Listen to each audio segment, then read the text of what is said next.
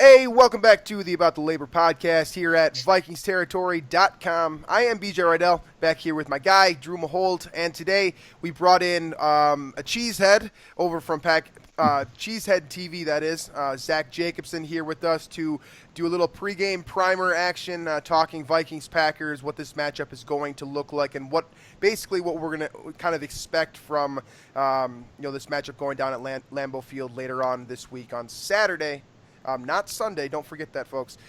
So we'll be primarily talking about that stuff. We'll talk about the offense a little bit, how Brett Hundley has improved. Talk about Jamal Williams and what he's doing for the team. Guys like Jordy Nelson, Devontae Adams, all that kind of stuff. Everyone that I'm sure most Vikings fans are honestly pretty familiar with at this point. But we'll go through it anyway. So we'll do some defensive stuff. Finish up the show with some Twitter questions and thoughts and stuff like that. We got a couple of them that we'll be throwing in Zach's direction here, and I think that he'll be able to give some good perspective on that. So, and then at the very end, we've got a promotion going down, a watch party at Black Stack Brewing. So I'm going to break down kind of some more stuff on that. I tweeted about it earlier this week, but I want to give the audible version for those of you who aren't on Twitter and all that jazz. So you guys know how that stuff rolls. So let's get this sponsorship note from Can Wonderland out of the way, and then we'll get rolling. So Can Wonderland is a one-of-a-kind Twin Cities experience. Pack up the kids and check out the coolest indoor mini golf course in Minnesota. Don't worry, there are plenty of creative cocktails and artisan pizza for the adults. Don't forget to stop by Black Stack Brewing upstairs for a couple of beers after mini golf. Can Wonderland, Black Stack Brewing, two spots that make the Twin Cities the best cities on earth. And as for something personal, I've got this big can of beer here that I'm going to be drinking throughout the show. So if you're watching on YouTube, you will have the opportunity to watch me drink beer. If you're listening, you will have the opportunity to hear me pour beer. So before we get started here, obviously Zach has been on the show before, but for those of you who are new listeners or you don't recognize Zach or whatever it is, Zach, why don't you tell us a little bit about yourself, where your work can be found, all that kind of stuff. Yeah, you guys can find me on Twitter. My handle is Zach A. Jacobson. ZACH, that commonly gets refused with ZACK. Just want to make that clear. Lived with that my whole life. You guys find me there. You can find me at cheeseheadtv.com. Yeah, it's always cool reuniting with you guys. Absolutely. So for the record, for those of you who don't know, Zach, Drew, and myself all used to work together over at the NFC North Bar Room, which is now the Bears Bar Room, run by Aldo Gandia, Shane Marsaw, Phil Atoshin, those guys. They also do a phenomenal job, so make sure you check that out. So let's jump right in here to the offense. Let's start with Brett Hundley, just because I think that's probably the main thing that I think a lot of Vikings fans would like to get to know, because obviously we're very aware of who Aaron Rodgers is. Everyone in the NFL is very aware of who Aaron Rodgers is. But he's not playing this week, and to a degree, I think that caught a lot of Vikings fans by surprise. I know that obviously once the Packers were eliminated with that Tampa Bay loss on Monday night, they kind of expected that type of thing to go down. But here we are, and Brett Hundley is the quarterback. So, Zach, why don't you start us off here by just telling us a little bit about Hundley and what you've seen from his development this season? Well, just like you said, it was obvious Rodgers wasn't going to be starting this week once the Buccaneers lost to the Falcons. That kind of that drew a lot of Packer fans off guard too, But yeah, Brett Hundley, man, he started 7 games. I'm obviously not counting the game against the Vikings where he came in relief of Rodgers, but he started 7 games, and gradually each performance just seemed to get better. I mean, and then you had the little drop off against the Buccaneers where he threw for 84 yards, but he did enough to put that team in position to win that game. Even if it albeit in overtime, but he's gotten better, specifically not accuracy wise. He's still not throwing beyond the sticks. He's not throwing further than 10 yards typically. ESPN actually they tagged me in a graphic recently. The ESPN NFL matchups page. Yeah, big time. The Packers throw. The Packers with Hundley, they threw 31% of shorter passes, like in that 1 to 10 yard range, more than any other team in the league. So that obviously that's a big indictment on Hundley. But and Mike McCarthy, he's done a really good job of kind of playing into Hundley's strengths and having him utilize his legs a lot more, running a lot more RPOs, kind of keeping the ball in Hundley's hands and turning him into more of like a game manager, But Hundley, he's definitely. I think teams are going to be overlooking Hundley. I think the Vikings are going to be overlooking him this week too. Yeah, so over to you, Drew. Obviously, you're Aaron Rodgers' biggest fan. So why don't I think I am. what have you seen from Smart Brett? guy. What have you seen from Brett Hundley on tape? Obviously we've kind of gotten to know him a little bit just because Vikings fans just kind of inherently talk about the Packers. I think the Packers fans make that a bigger deal out of that than it is because they talk about us too. But you know what I'm saying here. So, Drew, what are your thoughts just kind of initially off of what you've seen from Brett Hundley? Yeah, I mean, I think the thing I've noticed with him throughout the season is that he has gotten a lot more comfortable dealing with pressure, moving in and out of the pocket. Obviously that's something that Rodgers has been phenomenal at in his entire career. But I think Hundley has really progressed in that area throughout the season. So I think that's what, for me, the biggest difference will be between, Hundley at US Bank Stadium when he was thrust into the offense kind of out of nowhere, compared to what the Vikings will see Saturday night in kind of a primetime game where, the Packers don't really have anything to play for except for being that spoiler. And I think, that's, for me, when I look at Hundley, that's going to be the big difference is how well he moves in the pocket. And, the Packers will have some offensive linemen back for this matchup that they did not have in the previous matchup. I believe Bakhtiari back at left tackle. I don't think he played in the previous matchup between these two teams. So that'll also be a big boost for Hundley. So that's, we've kind of not dismissed the Packers, but I think we've kind of forgotten about them just because Rodgers isn't playing. But Hundley has actually shown a lot of improvement, and I think we should probably note that. And again, this is I know me and BJ try not to overlook opponents, but I think it's easy to overlook the Packers when they don't have Aaron Rodgers because of how much he does mean to this team when he's on the field. Absolutely, and that's the truth of it too. I mean, just because the Packers were eliminated doesn't mean this isn't going to be smash mouth football at its finest, right? I think a lot of people have been talking this week in particular about some payback. Obviously, the best way to get payback for the Packers here is literally just to win this football game. That's the best thing they can do here. But at the same time, I'm sure every team has a couple of dirty players. Sure. I mean, I'm willing to admit the Vikings probably have one or two that I don't know of at this point. I'm sure, Zach, there's a couple players you've seen on film being like, I don't know if he should have done it, that type of thing. It's a lot of different personalities mixed into one locker room. So, Zach, I want to get your thoughts on this. I'm sure you've seen it as well. I'm sure the Packers fans that are still pissed off at Anthony Barr and stuff like that. Kind of what are your thoughts on just because it's become such a big topic with all the Snapchats and the fan mail and all that crap, what are your thoughts on the way that this entire situation with Rodgers and Anthony Barr has gone down this year? Well, to follow up with what Drew was saying, it was I think Brian Bulaga that was out. David Bakhtiari, he was in the game, but still, it's obviously right. Yeah. That's still big, yeah. Now, the whole Rodgers Anthony Barr thing, I mean, that should have died out October 15th. Over 2 months ago. This has been just, it obviously fueled the fire, and I know Aaron Rodgers wanted to get back out there and play, and I know he was obviously really upset being shut down for the season, but just to kind of but I mean, he has nothing left to prove, but kind of just stick it in Anthony Barr's face. And I've seen a few people act like this was Rodgers' decision, like he wanted to avoid the Vikings or something, but that's Twitter for you. We talked a little bit about that on the last show, actually. Drew and I brought up the idea that I saw a couple Vikings fans, obviously Vikings fans, because, saying that Rodgers quit on the team. And so I propositioned Drew, as his favorite player, Aaron Rodgers, to say, did he quit on this team? In my personal opinion, that's a hard no. I thought that he was being a dumbass basically by going back out there in the first place, just because I honestly thought that to a degree he was putting his career in jeopardy by, with the broken collarbone. If you get hit again and you re-break that thing, you could be looking at surgery. You could be looking at different arm slot type thing. There's a lot of a lot of different kind of scenarios there that could have unfolded negatively. So the fact that he was out there on Sunday, that's just a huge testament to the kind of competitor he is. He had no business being out there, and I know because they had the smallest chance of making the playoffs and sneaking in at 10-6. He wanted to grab that by the reins and kind of ride that into January, but it obviously didn't unfold that way.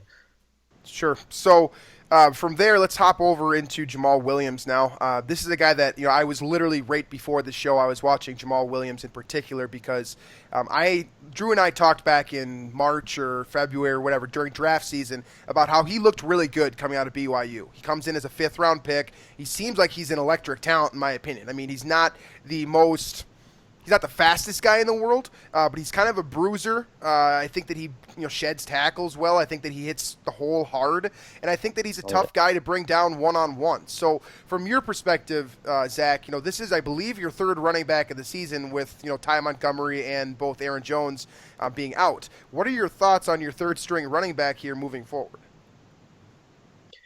Well, this was kind of something people were expecting because back in August, back in training camp, he was originally the front runner. Aside from Ty Montgomery, that was obviously going to come down to who's better in pass pro. But amongst the rookies, him, Aaron Jones, and Devontae Mays, he shined significantly. But obviously, he never got those carries until week 4 against the Bears. Then he had the MCL sprain, so that knocked him down. Then Aaron Jones emerged. But Jamal Williams, man, yeah, like you said, he's a bruiser. He's the kind of he gives the Packers a kind of like a combination between him and Jones, where he kind of wears down the defense, and then you bring in Aaron Jones, and this dude is just shot out of a cannon right at the backfield. Really is. Yeah, he's a fast dude, but Jamal Williams definitely he's a hard runner, and I'm totally okay with drafting 3 running backs. Ted Thompson, he took some heat for that, but at the same time he was kind of praised on. It was like kind of opposite ends of the spectrum kind of thing, but. And now you look where we are in the season. Devontae Mays fumbled his first carry. Ty Montgomery is on IR. So it's starting to look like, obviously good payoff on a part of Thompson. But Williams is definitely right now, he's the lead runner, despite how well Jones has played with, sure, minimal carries. Absolutely. Drew, over to you. Your thoughts on the running back situation in Green Bay. You can if you want to move this over into the other running backs as well, it's all you. Well, yeah, I mean, I was actually going to kind of, reference the playing style of Jamal Williams and kind of, it seems like he's a smaller Latavius Murray in some aspects, just kind of the way they run. They're bigger guys. They're not going to, run around guys as much, but they're just going to kind of get the yards that they're given, essentially. And then, again, I wanted to kind of also add that, Green Bay hasn't really had much of a consistent rushing attack throughout much of Aaron Rodgers' career. And I think to your point about drafting all these running backs, I think it's worthwhile for the Packers to try and get Rodgers a running game before he calls it quits. I mean, that might be kind of a dark, sentiment to bring forward for Packers fans. But bringing in Aaron Jones, Jamal Williams, all these guys, chances are one of them is going to hit and one of them is going to stick as a feature back, a guy that can gobble up yards both on the ground and through the air, and obviously pass protect as well. And so. I do think, that was, and I'm not a huge fan of Ted Thompson. That was my next question for Zach. Yeah. But, I do think adding all these running backs, these young running backs, and trying to find one that will stick is probably a good idea for this offense and to kind of keep things balanced and, take some pressure off of Aaron Rodgers in the future. Absolutely. Yeah, you're right. He hasn't really had a consistent running game. You had Eddie Lacy the first 2 seasons of his career. He rushed for over 1,000 yards, and then 2015 and on kind of went, just plummeted production wise. Then Ryan Grant, he kind of had Ryan Grant kind of like, wow. Yeah, name drop. Yeah, he kind of had him towards like the tail end of his career when things started winding down, and Rodgers really began kind of like understanding the game more. But yeah, no, you're 100% right. And who knows if one of these running backs between Williams, Jones, even Mays, if they're going to stick as the future number 1. So it's going to be fun to see the next few years. It's one of the bright spots right now, for sure. I'm not too familiar with Devontae Mays. So if I'm not familiar with him, I assume that most Vikings fans probably aren't either. So why don't you tell me a little bit about his skill set and what you saw from him, from training camp all the way to what to a degree, probably some limited touches so far in his rookie season. To reference kind of what I just said about Lacy, he kind of has the same body style as Lacy, kind of like a thundering kind of guy. I believe he's like 5'11", 225, 230.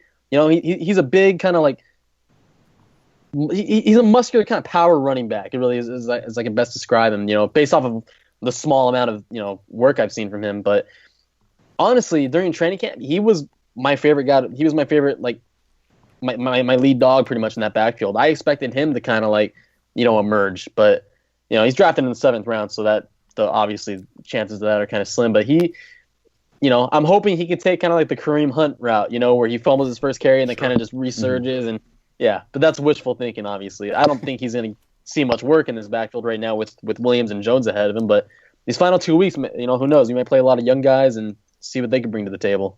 What else you had to lose? It sounds to me like based off of these 3 running backs now, so you've got change of pace back in Aaron Jones, who obviously is a very dynamic rusher, catches the ball in the backfield well, does a lot of things that Ty Montgomery honestly does well. Then you got Jamal Williams, who is your bruiser, your thumper to a degree, but also has the ability to rush the outside on stretch runs and stuff like that. And then you've got your Jerome Bettis type, I suppose, in Mr. Mays here. So it sounds like the Packers have a plan in place for that running game, as Drew referenced, trying to get Aaron Rodgers some help in the backfield.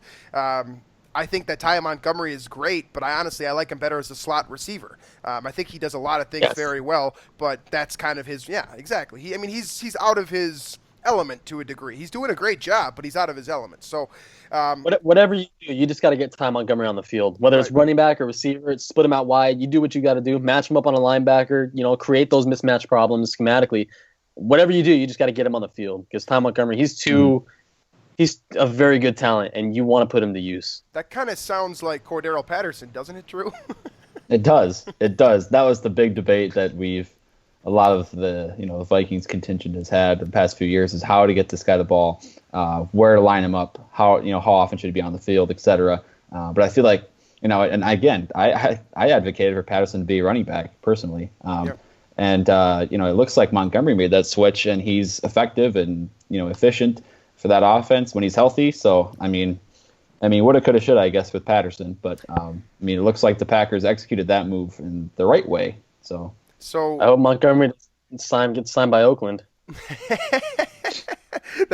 It's funny because I think that the Davis family, obviously they love speed, so it would just be right up their alley to do that type of thing. So let's move on to the wide receiver position now, and the tight end position, and basically the pass catchers in general. A lot of talent, obviously. Jordy Nelson seems like he's starting to enter the back end of his career at this point. He's still very good possession receiver, I think. A little bit washed, as our guy Boston Belial at Vikings Territory likes to say, but still talented. Then you got Devontae Adams, who I'm not sure, honestly, he's still in concussion protocol possibly after that Thomas Davis hit. But he's got a ton of talent out of Fresno State. I remember loving his film and being attached to him to a degree and not being happy about him going to Green Bay. And then you've got my least favorite receiver in the league, and Randall Cobb, who is definitely going to get cut this offseason. So, Jeez, don't get me started. Don't get me started, BJ. Don't get me started. Flaming hot takes out here already. All right, Zach. So why don't you tell me a little about your the primary trio of receivers you got rolling there?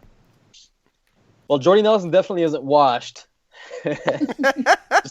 just to clear that up right now, if you watch film on the Panthers on Sunday, he was getting open. He was getting open down the field. He still has some explosiveness, and whether he's coming in or out of a route. I mean, on Rodgers, I think it was his 3rd interception. He had Nelson down the field. Shut up! Hey, shut up! Oh, okay, keep going. I've never had to count Aaron Rodgers' interceptions like that, ever. I know. I loved it. I really enjoyed that. Another one. Another one.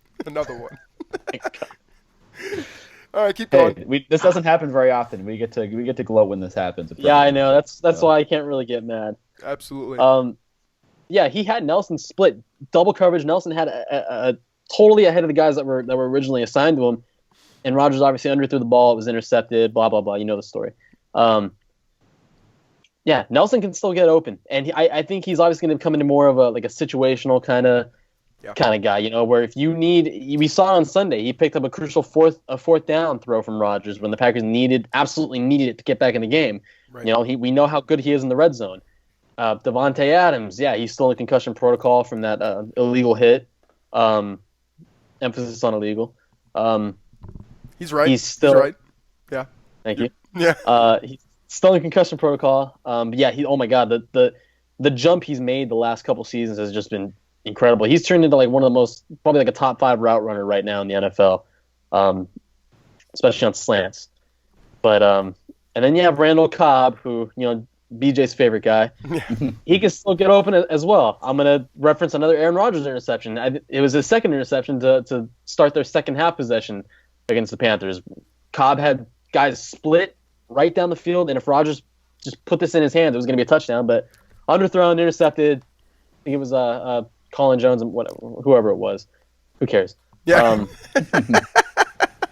There was another play where Cobb completely just got around Luke Kuechly, who is known for being one of those speedy linebackers that can cover receivers. He got around him completely. It was like a stick route from the slot, and Rodgers hit him in stride, and it was a thing of beauty. So Randall Cobb can still get open. I'm not even going to begin justifying his contract because I feel like I do this every single day on Twitter. But they still got three talented receivers, and I'm pretty sure if Rodgers stayed healthy this season, we wouldn't be talking about any of this right now.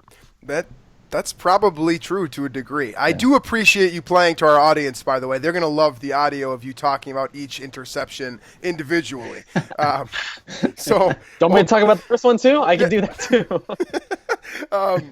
Drew, why don't you, obviously you've got perspective on all three of these receivers as well. Why don't you tell me what you're seeing from these guys and what you have seen in the past as well? Well, Zach mentioned the red zone efficiency that has actually maintained itself throughout the season for the Packers, specifically when it pertains to Nelson and Adams. Those guys have been electric in the red zone, and even with Hundley in there, looking at the numbers here, they rank third in the NFL in red zone efficiency on offense. I guess I did not expect to see that stat when I looked through the Green Bay numbers here, but they're still third with Hundley at quarterback. Obviously, Mike McCarthy's doing something right there, scheming on offense, and obviously these receivers are doing something right, and obviously Brett Hundley's doing something right, getting the ball to these guys where they want it in the red zone. So that's going to be, I think, a challenge for the Vikings here. Is the Packers, those back shoulder throws, I always reference those when we're talking about the Packers and Aaron Rodgers, but it looks like Hundley has started to find a groove with those plays, and defending those as a defensive back is virtually impossible if it's timed right. So that's going to be the big challenge this week.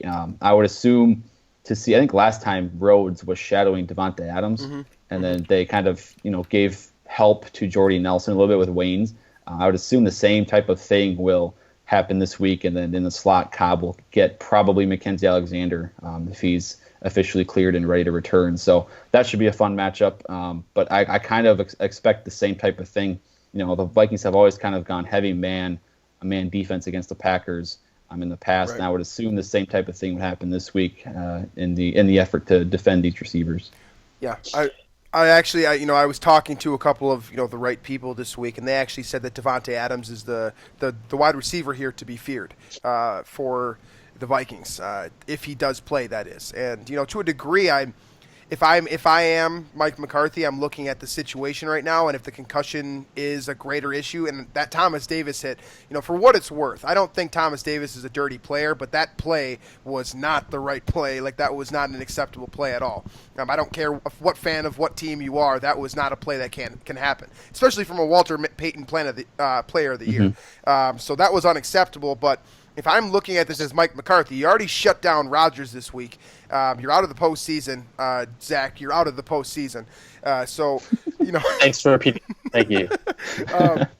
I think you might look at the situation and think that, I don't know, maybe Devontae Adams shouldn't play. So in the event that does happen, give me someone that might be a possible replacement. I know that you like Geronimo Allison quite a bit. I've seen your Twitter and your thoughts on him. I don't know what his status is looking like right now, but just your over the overhead, if these three guys, if one of them was to get hurt, is there anyone else left on that depth chart that we should possibly be concerned about? Really, outside of Nelson and Cobb, because I'm assuming Adams won't play. Geronimo Allison would obviously be the next guy up. He actually filled in for Adams against the Panthers after his concussion. So, he's the kind of guy with the big body that can play on the perimeter.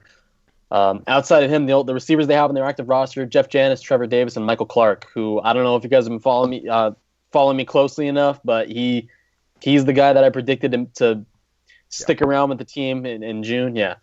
I just want to throw that out there just really quick. Nicely done. See, we like to brag on the show. I'm a big fan of tooting your own horn when you get one right. So. Yeah. Okay, see, you can relate to me. All right, good. Yeah, he's the 6'6" ex-basketball player with 1 year of college football under his belt. So that was a shot in the dark, and fucking nailed it. Oh yeah. But yeah, those three outside of Allison, Cobb, and Nelson, those are the other three receivers on the roster. I don't know what the situation is going to be down these last 2 games. Obviously, with nothing left to play for. Thank you. Sure. Thank you. Yeah,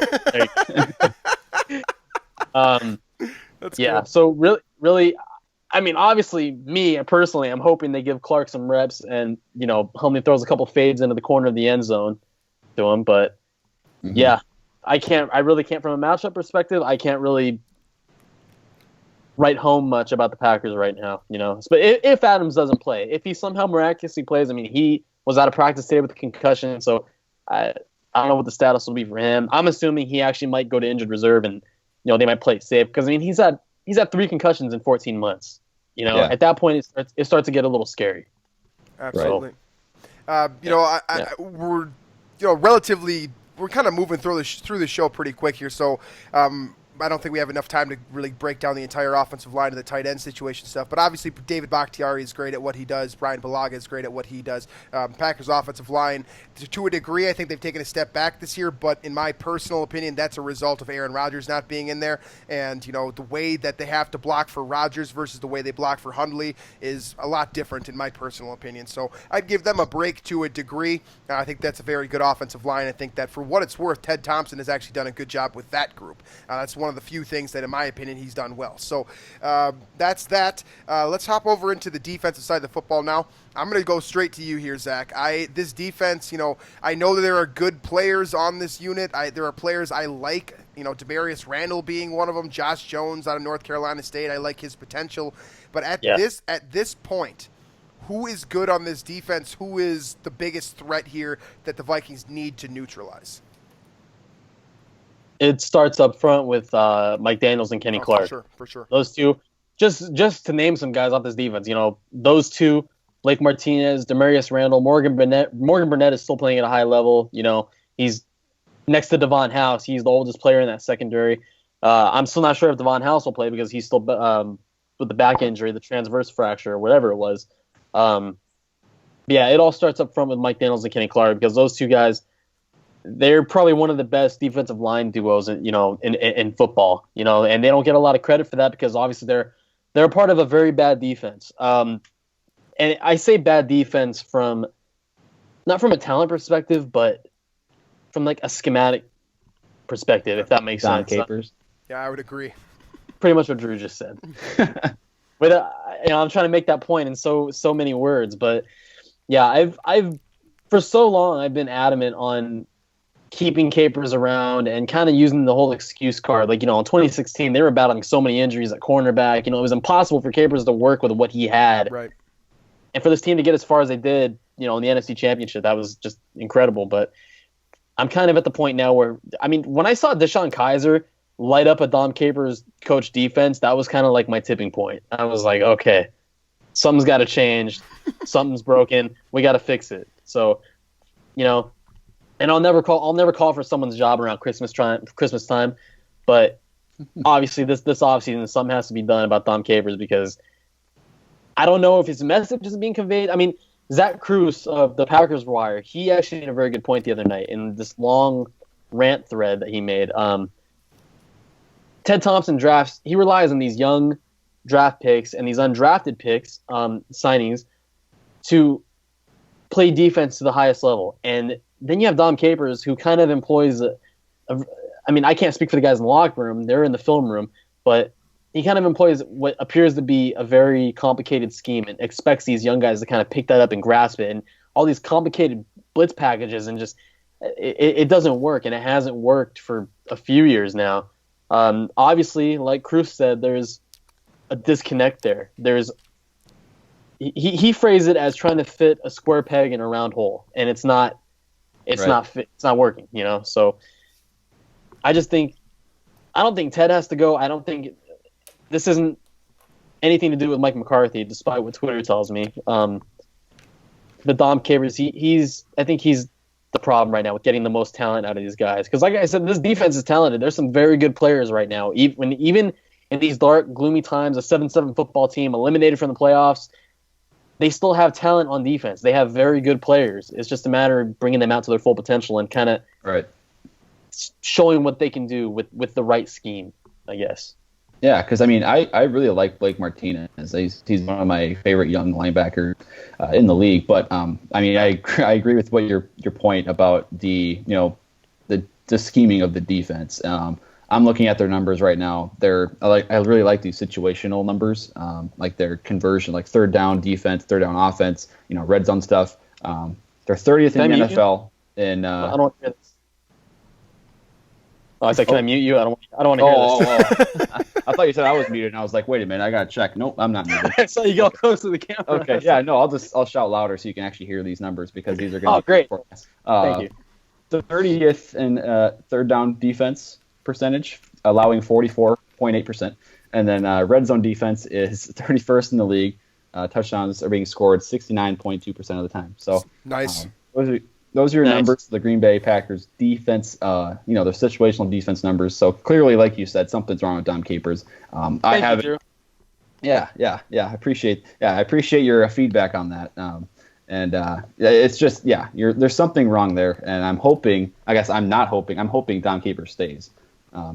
So I hope your wish is not fulfilled. But so now I have a question for you, kind of here. How do you think the Packers will, try to contain Adam Thielen and Stephon Diggs this week? Because, teams for the most part this season have had problems with that. They won't. They won't. Okay, that's a good answer. There's your answer, Drew. That's a good answer. They're gonna have Demarius Randall starting, and they're probably gonna have Josh Hawkins on the opposite boundary. That is if Devon House doesn't play, which I don't think he will. I mean, he's expected to be out 1 or 2 weeks, and this is his second week, but. It's going to be Demarius Randall, Josh Hawkins, and they're probably going to bring Morgan Burnett down to cover the slot as a nickel cornerback, which is a sign of the times. God. Mm-hmm. And they'll probably have Josh Jones back at safety, who, as BJ noted, come out of North Carolina State. He was my favorite pick of the draft, easily. I actually really liked him, too. I'm excited to see what he can do on any defense, let alone a defense with a new coordinator. Sorry, what was that, BJ? I was just saying that I actually really liked everything about Josh Jones too. I remember the Vikings were scouting him. He met with them for one of those psychological exams, and during when we were going through and doing I don't even remember what I called it on Vikings territory, but. Whatever that was. The Vikings talked to him. The Vikings liked him. And honestly, they liked Demarius Randall, too. I liked him coming out of Arizona State. He's made a couple of big plays in the ball. You could make an argument. I mean, I know they're not the same player, but his career trajectory is similar to Trey Waynes' in the way that he's making plays. You're seeing flashes of real talent. But he is converting from safety. That's what he played in college, so that's a different position to a degree. I would say to Packers fans that you need to be a little bit patient. I know that patience isn't really Packers fans' a strong suit given the circumstances over the last couple decades with Favre and Rodgers and whatnot. This is this season is an outlier. But I would say be patient just because I think there really is a lot of talent. I think Zach makes a couple of good points here. And, if you are patient, you get a good defensive mind in there. Honestly, I think McCarthy has to go too. That's just my personal opinion. Mm-hmm. I think he works well for Rodgers just because Rodgers can tell him what to do because I think he's soft. But at the same time, I just don't think that if I am the owner of the Packers, the owners of the Packers, I would fire everyone. And that's just, again, that's my opinion. Zach's opinion is honestly probably stronger on this one, but that's what I see from an outside perspective. So I don't think we can get through this show, though, without talking about Clay Matthews, just because that's, I know that he's not good anymore. That's what I shouldn't say I know. That's what I think. That's what I believe. So, Zach, what are your thoughts on Clay Matthews? And if you have any thoughts on that Cam Newton play. I was going to ask about that, too, the Cam Newton thing. That's hilarious. Embarrassing.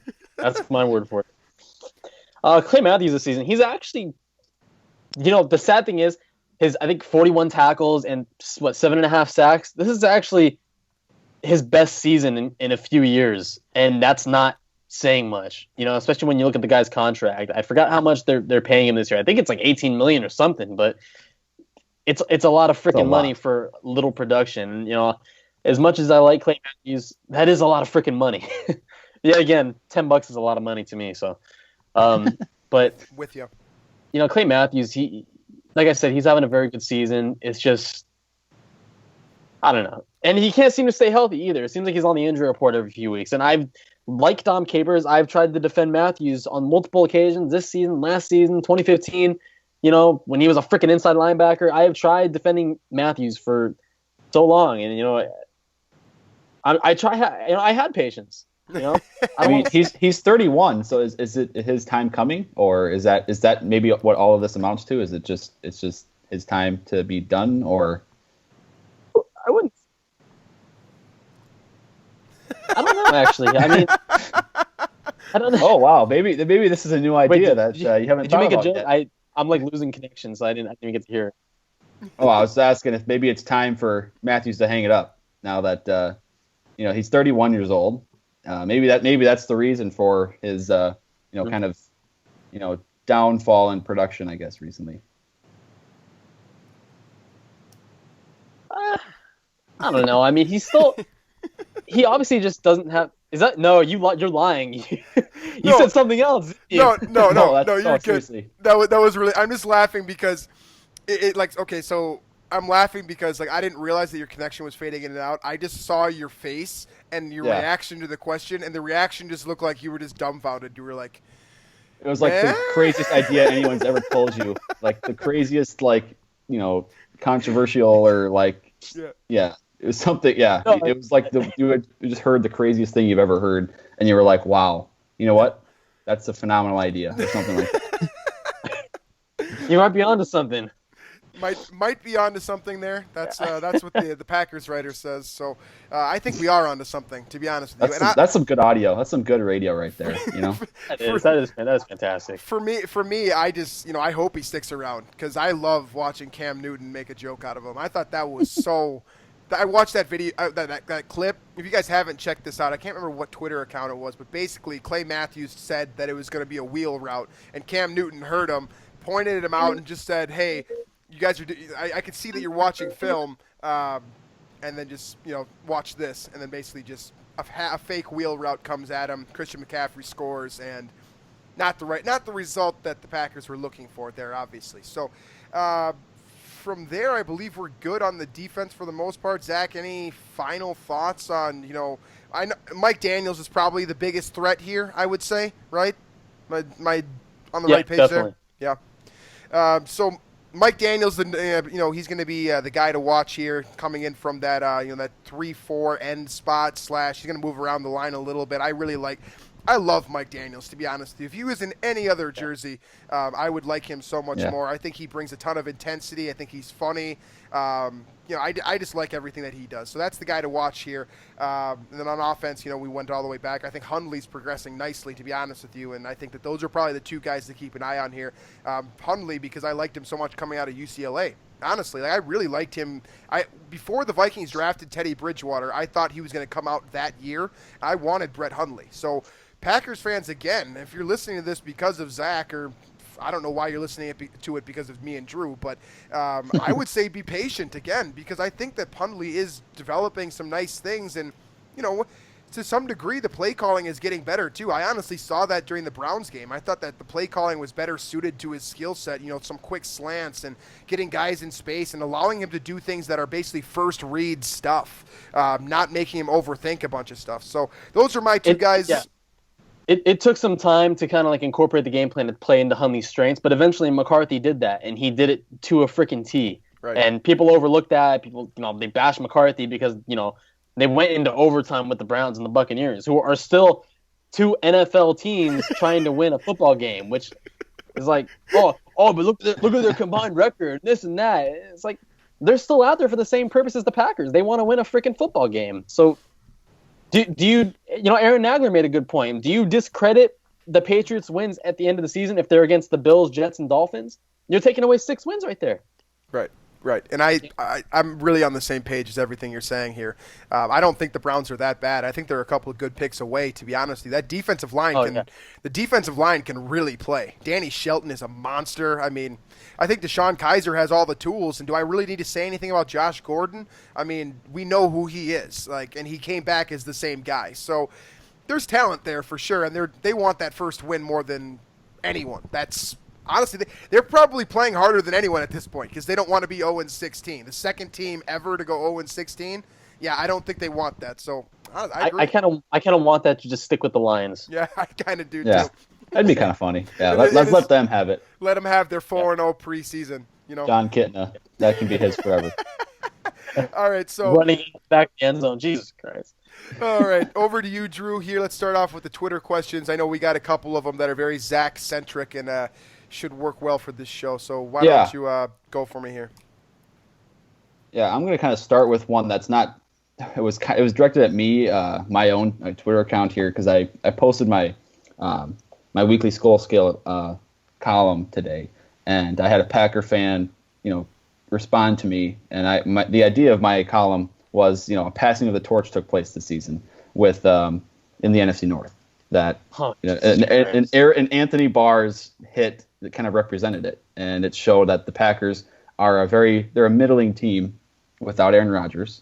And so I kind of want to get your opinion on this, and I already kind of know what it is, but I'm going to ask anyway. So do you think a passing of the torch may have happened this season? Because, again, the Vikings, you can say what you want about, what the division would have been with Rodgers without, but the Vikings are probably going to finish the season 11-3 outside of games, played against the Packers.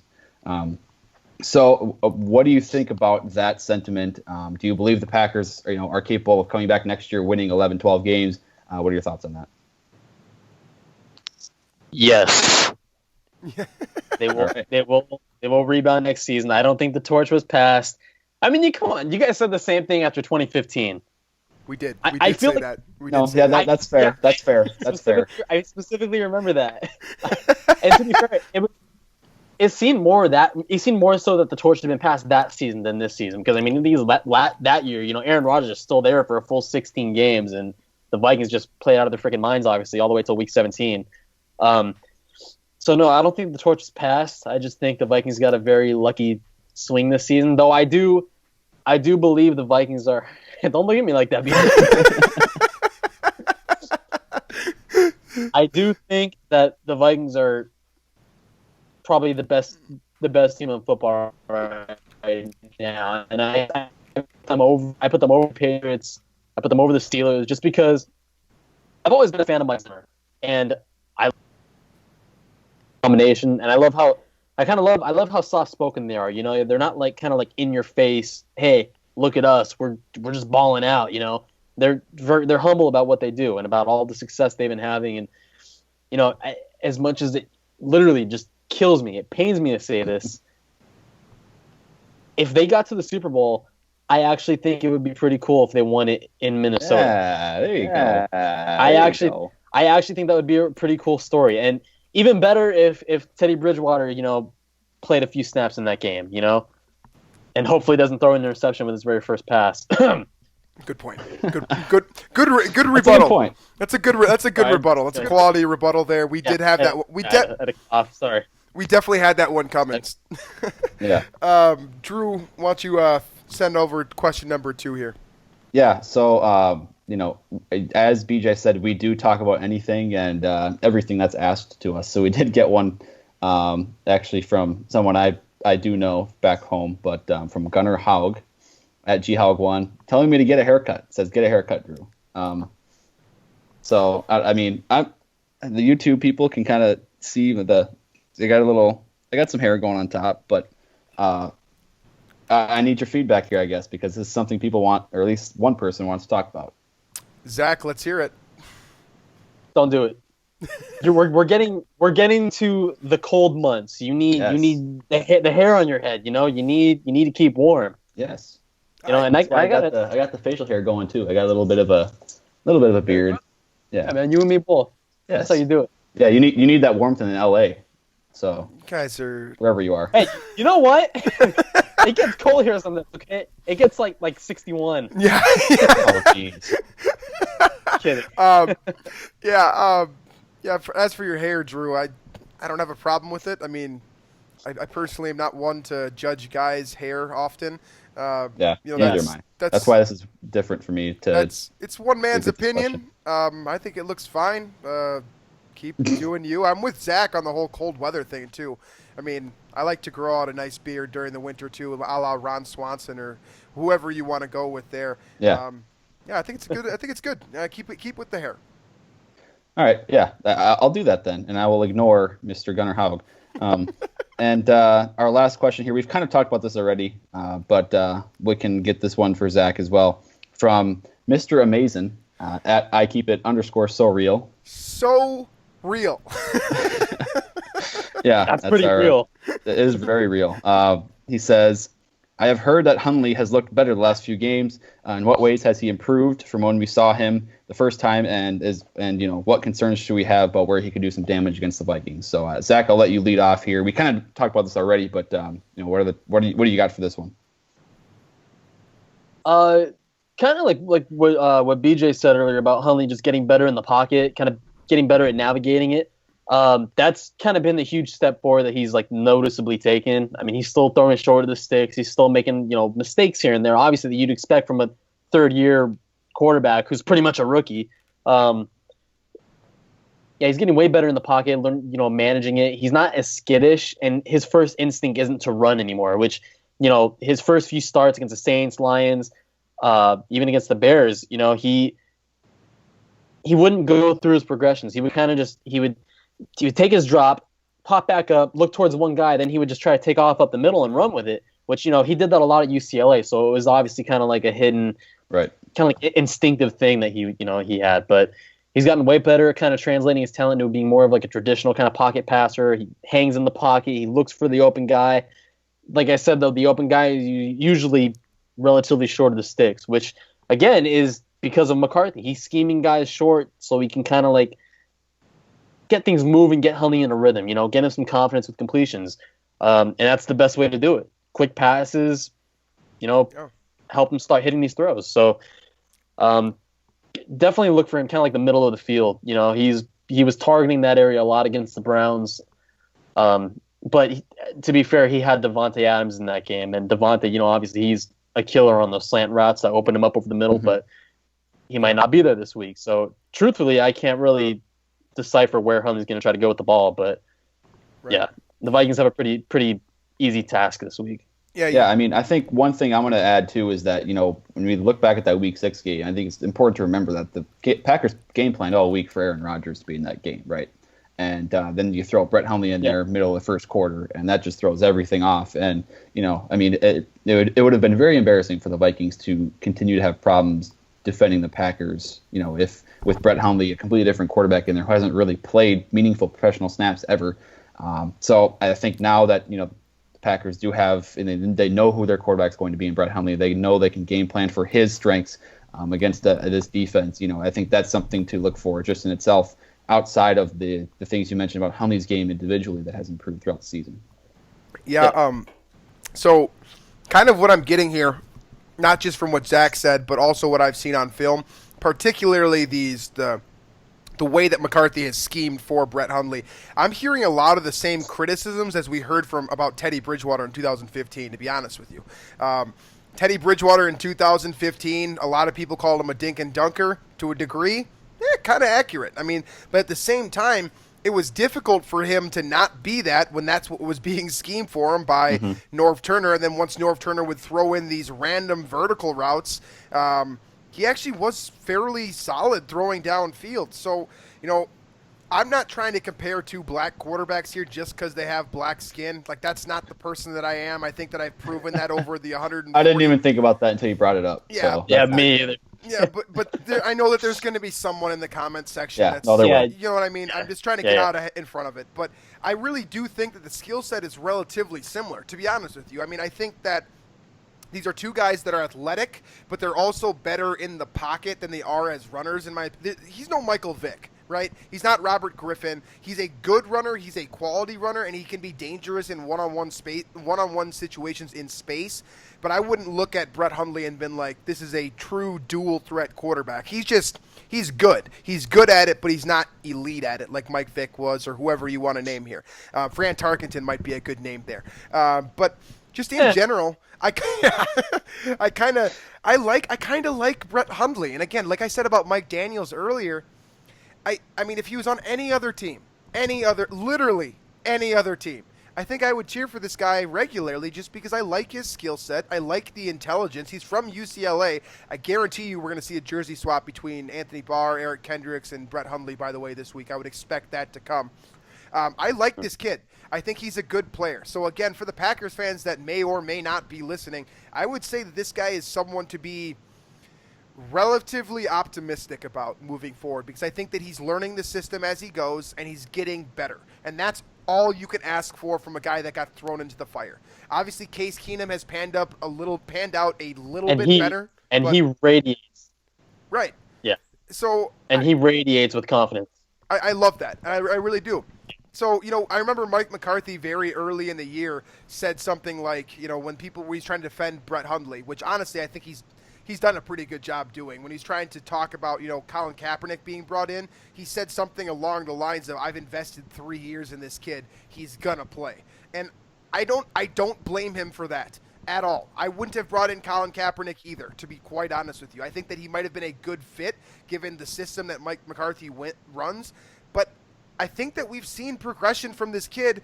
And if you are looking for a dangerous guy, outside of Devontae Adams, I think Brett Hundley is that just because he's smart. He's going to be competitive this week. He's fighting for a new contract, by the way. I know it's coming in a couple of years here, but he's got this opportunity right now to showcase in talent. He cares here. That Anthony Barr and Eric Kendricks knows what he can do. This is going to be a competitive smash-mouth football game regardless. Like Zach said, it might be an, quote, easy task relative to the other teams that the Vikings have played in recent weeks. Carolina, Atlanta, all those teams. No Aaron Rodgers is a huge blow for sure, but I don't hate Brett Hundley. I don't hate the quarterback, and I think that, like I said, with a little bit more time, he might be a valuable asset, maybe as a backup, maybe as a spot starter, whatever it is, but I think he's valuable to this team.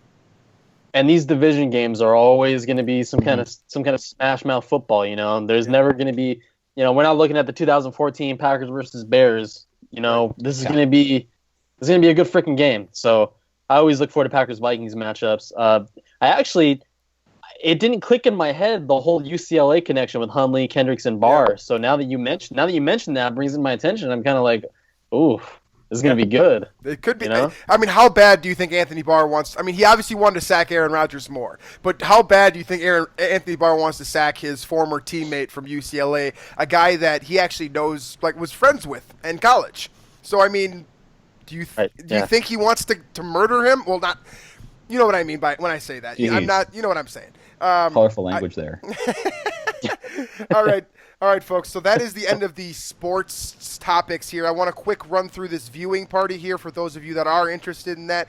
On Saturday, so the Vikings play Saturday. This is something I keep reminding myself. Saturday night, yes. Yeah, 7:30. That is the 23rd. There will be a viewing party at Black Stack Brewing. That is 755 North Pryor, right off of University Avenue. They've got a monster big screen TV down there. I want to deck the place out because this is the clincher for Drew and I. Is 100% of sales are going into our pockets to improve this show and improve the product on the on our field, I suppose. So that's really important to us. So make sure you go down there. This deal is only exclusively available to listeners and followers of the show. So basically what that means is if you are capable of referencing the About the Labor podcast up at the bar, that means you've heard of it before, you can get 4 beers for $20, and that money is going to Drew and I. So if you can make it, we really appreciate it. If you can't make it, tell your dad. Tell your best friend. Tell your dad. Do what we want all of your dads at Black Stack Brewing. I do. I honestly, I want all the dads there. I think dads are hilarious just by trade. So,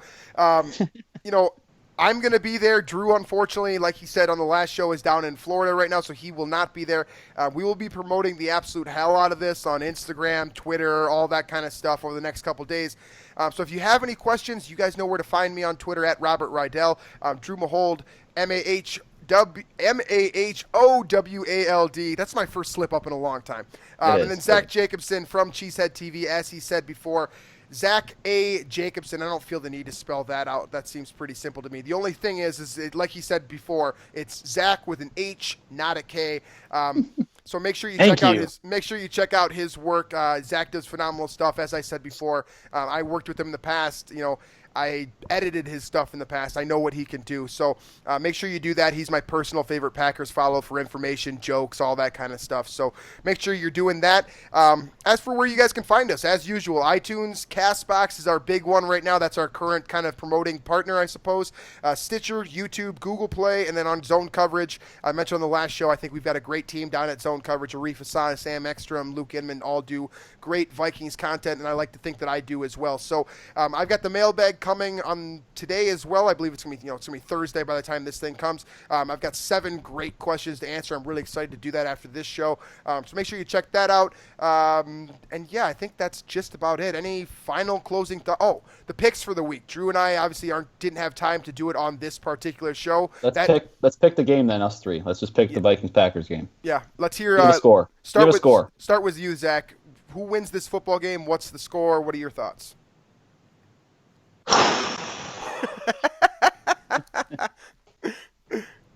I'm going to pick the Packers. Packers win it 26-21. That's right. I'm feeling bold this week.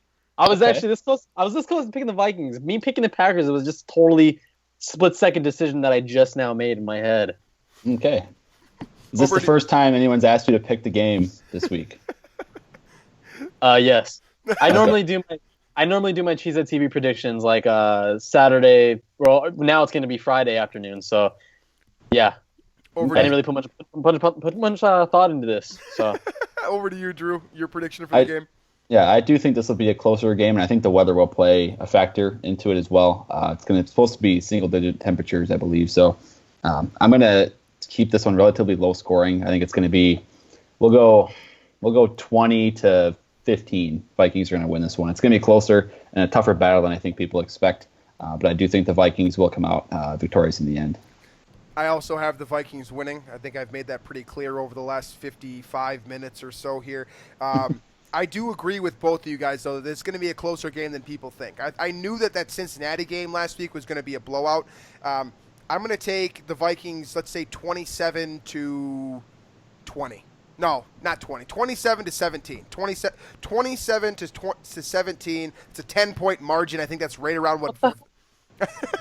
I think. Why did you strip us of 3 points like that? Honestly, as I was saying that, I remember that Vegas has the Vikings as 9.5-point favorites or something like that. So that's where I took off the 3 points. So Zach has the Packers at 26-21, Drew 20-15, myself 27-17. I already went through where you guys can find us, where you can find Zach, where you can find everything, honestly.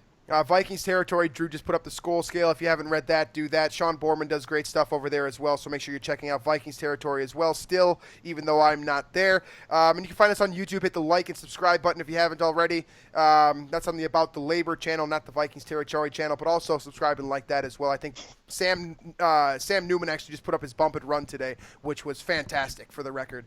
So make sure you check that stuff out. So that's all I've got for promos today. Like I said before, if you got any questions about the viewing party, doesn't cost a thing to get in the door. It just costs you $20 to get 4 beers for you and your buddies. And you can do that as many times as you like. I encourage you to do that as many times as you like. So find us on Twitter, find us through email, find us wherever you want to find us. I really, just do your thing. That's your call. Appreciate everyone listening. We appreciate Zach for being on here, obviously. I think he broke down the Packers as well as anyone could. So thanks for listening. Thanks for watching. And we will catch you guys later on this week.